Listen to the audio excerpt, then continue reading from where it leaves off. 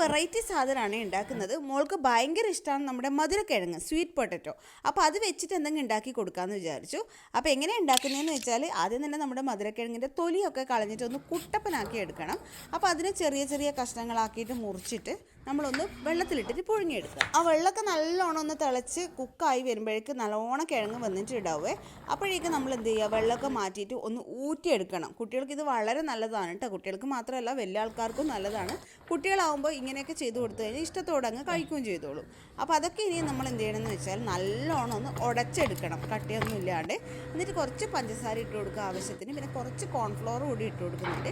എന്നിട്ട് നമ്മുടെ കൈ വെച്ച് ചപ്പാത്തി മാവൊക്കെ കുഴക്കുന്ന പോലെ നന്നായിട്ട് കുഴച്ചെടുക്കുക. എന്നിട്ട് ചെറിയ ചെറിയ ബോൾസ് ആക്കിയിട്ട് ഒന്നിങ്ങനെ പ്രസ് ചെയ്തിട്ട് പരത്തി കൊടുക്കുക. അങ്ങനെ എല്ലാം സെറ്റാക്കി വെച്ച ശേഷം എണ്ണ ഒഴിച്ചിട്ട് നമ്മളിതൊന്ന് അപ്പുറം ഇപ്പുറം മറിച്ചിട്ട് ഫ്രൈ ചെയ്ത് കൊടുക്കുക. അത്ര മാത്രമേ ഉള്ളൂ. വളരെ സിമ്പിളാണ് ഉണ്ടാക്കാൻ വേണ്ടിയിട്ട്, എന്നാൽ നല്ല ടേസ്റ്റുമാണ് കേട്ടോ. പിള്ളേരൊക്കെ ഇഷ്ടത്തോടെ അങ്ങ് കഴിച്ചോളും.